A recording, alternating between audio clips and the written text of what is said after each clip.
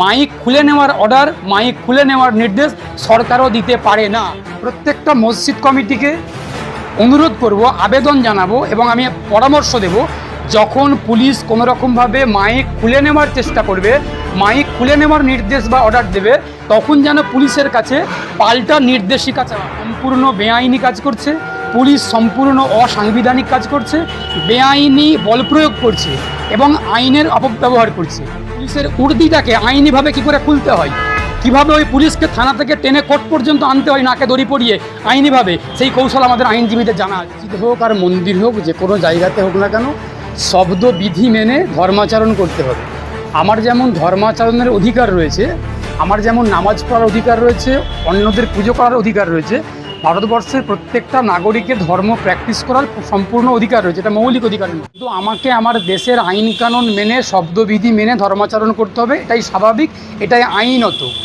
কিন্তু মসজিদের মাইকের শব্দ কমিয়ে দেওয়া, অর্থাৎ যেটা যতটুকু আইনে নির্ধারণ করে দেওয়া আছে শব্দমাত্রা, সেই শব্দমাত্রার মধ্যে থেকে যে কোনো কর্মসূচি, সেটা রাজনৈতিক কর্মসূচি হোক, সামাজিক কর্মসূচি হোক কিংবা ধর্মীয় কর্মসূচি হোক, সেটা করা যেতে পারে, সেটা কোনো রকম অস্বাভাবিক কিছু নয়, করা যেতেই পারে। কিন্তু শব্দমাত্রা যাতে অতিক্রম না করে, এটা সমস্ত রাজনৈতিক দল, নেতা, সমস্ত ধর্মীয় সংগঠন এবং মসজিদ মন্দির সকলের মাথায় রাখা উচিত যে শব্দের মাত্রা যাতে কোনো রকমভাবে লঙ্ঘিত না হয়। সেটা মন্দিরের মাইক হোক, মসজিদের মাইক হোক, যে কোনোই বললাম, কোনো পার্টিকুলার ধর্মকে বলছি না। কিন্তু আজকের দিনে দাঁড়িয়ে সাম্প্রতিককালে যেহেতু শুধুমাত্র মসজিদটাকে নিয়ে প্রশাসনের চোখ রাঙানি এবং শাসানি, এটা শুনতে পাচ্ছি, যে খবর আমাদের কাছে আসছে, যেটা আমরা সমাজ মাধ্যমে এবং সংবাদ মাধ্যমে দেখতে পাচ্ছি, যে কোনো জায়গার মসজিদ কমিটিকে বা মসজিদের ইমাম সাহেবকে লোকাল পুলিশ স্টেশনের যারা ওসি বা আইসিরা আছেন, তারা তাদের পুলিশের সদলবলের মানে একটা ফোর্স নিয়ে গিয়ে বলপূর্বক জোরপূর্বক মসজিদের মাইক খুলিয়ে নেওয়ার একটা চেষ্টা চলছে। এই পরিপ্রেক্ষিতে আমি অ্যাডভোকেট শেখ বাবুলাল ব্যক্তিগতভাবে এবং আইনজীবী হিসাবে আইনের দৃষ্টিকোণ থেকে, পুলিশ সম্পূর্ণ বেআইনি কাজ করছে, পুলিশ সম্পূর্ণ অসাংবিধানিক কাজ করছে, বেআইনি বল প্রয়োগ করছে এবং আইনের অপব্যবহার করছে। দেখুন, পুলিশ যদি কোনো একটা নির্দেশ, কোনো একটা অর্ডার কোনো একজন ব্যক্তিকে, কোনো একটা সম্প্রদায়কে, কোনো একটা গোষ্ঠীকে, সংগঠনকে, যাকেই দিক না কেন, সেই বক্তব্যের পরিপ্রেক্ষিতে তো একটা নির্দিষ্ট লিখিত অর্ডার বা নির্দেশ থাকবে। সরকারের কোনো কিছু পদক্ষেপ, সরকারের কোনো কিছু নির্দেশ কখনো মৌখিক হতে পারে না। যে কোনো সরকারের কোনো নির্দেশ বা কোনো পদক্ষেপ, কোনো ঘোষণা নিশ্চয়ই মৌখিক হতে পারে না। তার একটা নির্দিষ্ট লিখিত বয়ান থাকবে এবং লিখিত নির্দেশ থাকবে সরকারিভাবে। সেই লিখিত নির্দেশটা পুলিশ এবং প্রশাসন দেখাতে পারছে না। আমি আপনাদের চ্যানেলের মাধ্যমে, আমি অ্যাডভোকেট শেখ বাবুলাল আইনজীবী হিসাবে এবং ব্যক্তিগতভাবে একজন আইনের ছাত্র হিসাবে প্রত্যেকটা মসজিদ কমিটিকে অনুরোধ করব, আবেদন জানাবো এবং আমি পরামর্শ দেব, যখন পুলিশ কোনো রকমভাবে মাইক খুলে নেওয়ার চেষ্টা করবে, মাইক খুলে নেওয়ার নির্দেশ বা অর্ডার দেবে, তখন যেন পুলিশের কাছে পাল্টা নির্দেশিকা চাওয়া হয়, যে আপনারা কোন নির্দেশের বা কোন নোটিফিকেশনের ভিত্তিতে, কোন বিজ্ঞপ্তির ভিত্তিতে আপনারা আমাকে মসজিদের মাইকটা খোলার কথা বলছেন, সেই নির্দেশটা আমাকে দেখান। সেই নির্দেশে যেমন যেমন নির্দেশিকা দেওয়া থাকবে, আমি একজন দেশের নাগরিক হিসাবে সেই নির্দেশিকা মানতে বাধ্য। কিন্তু পুলিশ যদি আইনের অপব্যবহার করে, আইনি ক্ষমতার অপব্যবহার করে, কোনো রকমভাবে বেআইনি বল প্রয়োগ করে, তাহলে পুলিশের উর্দিটাকে আইনিভাবে খুলে নেওয়ার দায়িত্ব আমরা অ্যাডভোকেটরা কাঁধে তুলে নেব। এ কথাটা আমি অ্যাডভোকেট শেখ বাবুলাল খুব সচেতনভাবে বলছি। পশ্চিমবঙ্গের পুলিশ যদি কোনো রকমভাবে বেআইনি ক্ষমতাকে কাজে লাগায়, কোনো রকম আইনি ক্ষমতার অপব্যবহার করে, বল প্রয়োগ করে, গুন্ডার মতো ব্যবহার করে, কোনো রকম আইনের বাইরে গিয়ে বেআইনিভাবে কোনো কিছু করার চেষ্টা করে, মাইক খুলে নেওয়ার কথা বলে আইনের তোয়াক্কা না করে, আমি অ্যাডভোকেট শেখ বাবুলাল, আমরা পুলিশের উর্দিটাকে আইনিভাবে কী করে খুলতে হয়, কিভাবে ওই পুলিশকে থানা থেকে টেনে কোর্ট পর্যন্ত আনতে হয় নাকে দড়ি পরিয়ে আইনিভাবে, সেই কৌশল আমাদের আইনজীবীদের জানা আছে। আমি আপনাদের চ্যানেলের মাধ্যমে যেমন সাধারণ মানুষকে আবেদন করব কোনো রকম আইন শৃঙ্খলার অবনতি যাতে না হয়, শান্তিপূর্ণভাবে গণতান্ত্রিকভাবে আন্দোলন চালিয়ে যেতে হবে। এবং পুলিশকেও আবেদন করব যাতে কোনো রকমভাবে পুলিশ কোনো বেআইনি কাজ না করে, কোনো রকম সরকারি লিখিত নির্দেশের বাইরে গিয়ে অগণতান্ত্রিকভাবে বেআইনিভাবে ক্ষমতার অপব্যবহার করে কোনো কাজ যেন না করে। মাইক খুলে নেওয়ার অর্ডার, মাইক খুলে নেওয়ার নির্দেশ সরকারও দিতে পারে না। সরকার যদি মাইককে খুলে নেওয়ার নির্দেশ দিয়ে থাকে, সেই নির্দেশটাও বেআইনি হিসেবে আগামী দিনে প্রমাণিত হয়ে যাবে। শুধুমাত্র আমি যেটা শুরুতেই বললাম যে মাইকের শব্দের মাত্রাকে বেঁধে দেওয়া যেতে পারে, সেটা আইনে বেঁধে দেওয়া আছে। কতটুকু মাইক ব্যবহার করতে পারবো, কতটুকু মাইক ব্যবহার করতে পারবো না। ধুমধাম করে রাজনীতি হবে, মিটিং মিছিল হবে, ডিজে বাজবে, সব কিছু হবে।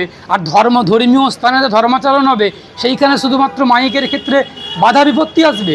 আমি আবারও আমার বক্তব্য স্পষ্ট করছি যে মসজিদ হোক, মন্দির হোক, গির্জা হোক, রাজনৈতিক সভা সমিতি হোক, ধর্মীয় হোক, সামাজিক সভা সমিতি হোক, যে কোনো কিছু হোক না কেন, শব্দের মাত্রা যাতে কোনো রকমভাবে লঙ্ঘিত না হয়, শব্দ মাত্রা মেনে, আইন শৃঙ্খলা মেনে, যতটুকু আইনে শব্দের কথা বলা আছে সেই শব্দের মাত্রাকে মেনে যে কোনো কর্মসূচি, যে কোনো কাজকর্ম হোক, ধর্মাচরণ হোক, রাজনৈতিক সভা সমিতি হোক, কোথাও কোনো বাধা বিপত্তি, কোনো আপত্তি নেই, আপত্তি থাকার কথা না। কিন্তু যদি আইনকে লঙ্ঘন করে, আইনকে ভায়োলেট করে, তাহলে সেখানে অবশ্যই পদক্ষেপ নিতে হবে, নেবে। পুরনো আইনগুলো নতুন করে লাগু করে মানুষকে যে পেরেশানি করা হচ্ছে না, এই ক্ষেত্রে আমি অ্যাডভোকেট হিসেবে, একজন আইনজীবী হিসেবে এটাতে খারাপ কিছু দেখবো না। কারণ আইন যদি পুরাতনও হয়ে থাকে, পুরাতন আইন হতেই পারে, কিন্তু আইনটা তো পুরাতন আইন হলো, সেটা তো আইন, সেটা কোনো একটা সরকার সেই সময় প্রয়োগ করেনি, এখন এই সরকার প্রয়োগ করছে। এই আইনের যে প্রয়োগ, আইনের যে বাস্তবায়ন, এই ক্ষেত্রে আমি অ্যাডভোকেট শেখ বাবুলাল এখানে কোনো অন্যায়, কোনো অনৈতিকতা দেখছি না। কিন্তু আমি আবারও বলছি, আইনকে যদি কেউ অমান্য করে, আইনি ক্ষমতার যদি কেউ অপব্যবহার করে, যদি কেউ বেআইনি বল প্রয়োগ করে, সেইখানে আমি অ্যাডভোকেট হিসাবে, আইনজীবী হিসেবে, একজন নাগরিক হিসেবে প্রতিবাদ করব, কোর্টের ভিতরে লড়াই করব, রাস্তায় লড়াই করব আমার ক্ষমতার মধ্যে থেকে। কিন্তু পুরাতন আইন বলেই প্রয়োগ করতে পারবে না এমন কোনো শব্দ আমাদের আইনে আমরা খুঁজে পাইনি, প্রয়োগ করতেই পারি। দেখুন, আপনারা খুব পার্টিকুলার স্পেসিফিক্যালি বিজেপিকে নিয়ে এবং এই সরকারকে নিয়ে আমাকে প্রশ্ন করেছেন। আমি একজন বাম মনস্ক, বাম আদর্শে আদর্শিত, বাম মতাদর্শে বিশ্বাসী একজন আইনজীবী। আমি অ্যাডভোকেট শেখ বাবুলাল। আমার কাছ থেকে আপনারা বিজেপি বিরোধী মন্তব্য পাবেন, এটাই আপনারা আশা করেন, এবং আমিও সেই মন্তব্যই করব, সেই বক্তব্যই বলবো আর কি। এই ক্ষেত্রে আমরা শুরু থেকেই বলেছিলাম যে বিজেপি একটা এমন ফ্যাসিস্ট, স্বৈরাচারী, অগণতান্ত্রিক, একনায়কতান্ত্রিক রাজনৈতিক দল, যেই দলের সঙ্গে গণতন্ত্রের দূর দূরান্তের কোনো সম্পর্ক নেই। স্বৈরতন্ত্রের সঙ্গে বিজেপির একটা ওতপ্রোত সম্পর্ক রয়েছে, একটা অঙ্গাঙ্গী সম্পর্ক রয়েছে। সুতরাং বিজেপি যখন পশ্চিমবঙ্গের মাটিতে ক্ষমতাতে আসলো, পশ্চিমবঙ্গের রাজনৈতিক মসনদ দখল করলো, দখল করার আগে বিজেপি তাদের যে নির্বাচনী ইস্তাহার, ম্যানিফেস্টো, সেখানে বিজেপি যে সমস্ত কথাগুলো বলেছিলেন, যে সমস্ত প্রতিশ্রুতিগুলো পশ্চিমবঙ্গের মানুষকে দিয়েছিলেন, সেই প্রতিশ্রুতির ধারের কাছে পর্যন্ত বিজেপি আসতে পারেনি। কিন্তু যেগুলো ওনারা বলেননি, হকার উচ্ছেদের কথা বলেননি, এগুলো কিছুই বলেননি, সেগুলো ওনারা করছেন। এখন আমি আবারও বলছি আমার বক্তব্যে, সরকার যদি নিজের রাজনৈতিক ক্ষমতাকে কাজে লাগিয়ে সংখ্যাগরিষ্ঠতার অহংকারে হাবুডুবু খায়, বিজেপি 208টা সিট পেয়েছে, এটা তো সত্য কথা, এটা তো বাস্তব কথা। পশ্চিমবঙ্গের মানুষের আশীর্বাদ পেয়েছেন, পশ্চিমবঙ্গের মানুষের জনসমর্থন পেয়েছেন, এটা তো অস্বীকার করার কোনো জায়গা নেই। আমরা অস্বীকার করতে পারবো না সত্যকে, গণতন্ত্রকে। কিন্তু মানুষের সমর্থন তো এই দিকে ছিল না। মানুষ সমর্থন করেছিলেন যে একটা পরিবর্তন হবে, একটা পরিবর্তন আসবে, সেই পরিবর্তনটা জনকল্যাণের দিকে আসবে, মানুষের কল্যাণ হবে, মানুষ খুশি হবে, মানুষ সন্তুষ্ট হবে। যদি বাস্তবের মাটিতে দাঁড়িয়ে আপনারা এই বুমটা আমাদের আইনজীবীদের মুখে ধরছেন, আমরা আমাদের মুক্ত কণ্ঠে বক্তব্য দিচ্ছি, আপনারা যদি গ্রামীণ স্তরে একদম মাটির সঙ্গে মিশে যান, গ্রামীণ স্তরে গিয়ে যদি বুমগুলোকে ধরেন না, যেই সমস্ত মানুষগুলো বিজেপিকে নির্বাচনে ভোট দিয়েছিলেন, তাদের মধ্যে একাংশ তারা কিন্তু বিজেপির বিরুদ্ধে এখন থেকেই গান গাওয়া শুরু করেছে, এটা আপনারা জানতে পারবেন। এটা আমার কথা না, এটা বাস্তবের মাটিতে দাঁড়িয়ে অভিজ্ঞতা অর্জন হচ্ছে।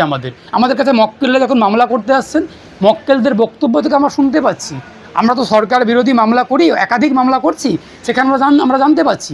সুতরাং বিজেপি যে কথা বলে ক্ষমতাতে এসেছিল সে কথা মানতে পারছে না, সে কথা বাস্তবায়িত করছে না, আর করবেও না। বিজেপির কাছে একটাই অস্ত্র আছে, সেটা হলো ধর্ম। কারণ আমরা সকলেই জানি ধর্মকে নিয়ে ব্যবসা করা সহজ, ধর্মকে নিয়ে রাজনীতি করা সহজ, ধর্মকে নিয়ে সব কিছু করা সহজ। কারণ ধর্ম একটা মানুষের আবেগ, আস্থা, বিশ্বাস, ভরসার জায়গা। সেক্ষেত্রে সেই দৃষ্টিকোণ থেকে ধর্মকে কাজে লাগিয়ে বিজেপি আগেও এ সমস্ত কিছু করেছে, আগামী দিনেও করবে, এখনও করছে। কিন্তু মানুষের মধ্যে এই ধর্মের যে মোহ, ধর্ম বিশ্বাসে যে আঘাত, সেটা কিন্তু কাটতে শুরু করেছে। আপনারা সাম্প্রতিককালে দেখে থাকতে পারবেন, তারকেশ্বরে বাবা তারকনাথের মাথাতে জল ঢালতে গিয়ে সেখানেও কেলেঙ্কারি হচ্ছে, সেখানেও 2 নম্বরই হচ্ছে, সেখানেও টাকার খেলা চলছে।